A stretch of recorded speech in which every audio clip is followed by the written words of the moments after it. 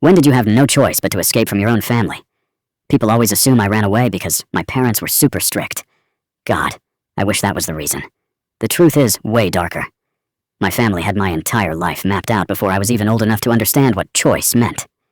I grew up in a small town where everyone knew our last name.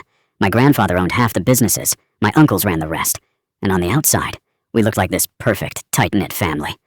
Behind closed doors, it was a completely different story. In our family, the daughters didn't belong to themselves. We belonged to the family. From the day we were born, our futures were already decided. We worked in the family businesses, handed over every paycheck, lived in family-owned houses, and eventually married whoever would benefit the family the most. My older sister tried to leave when she was 20. They dragged her back before sunrise. The official story was that she had a nervous breakdown. The real one? They took her phone, emptied her bank account, and put someone on her 24/7 until she finally stopped talking about leaving. Watching what they did to her broke something in me.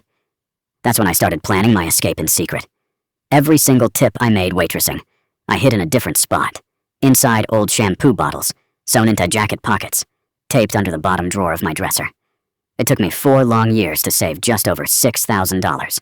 They never suspected a thing because they truly believed girls weren't smart enough to pull something like that off. Then, 3 weeks after my 23rd birthday, my parents threw this big family dinner. Grandparents, aunts, uncles, cousins, the whole crew. It felt more like a business meeting than a celebration. Halfway through dessert, my grandfather stood up, smiled at me and announced, "Congratulations, your engagement is official." I actually laughed. I thought he was joking. Then this guy I'd only met twice walked over, placed a diamond ring on the table, and shook my father's hand.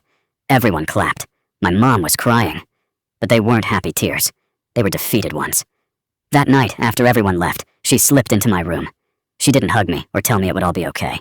She just handed me a small envelope with my birth certificate, my passport, and a key. She whispered, "I've been hiding these for years. If you don't leave tonight, you never will." I asked her why she never escaped herself.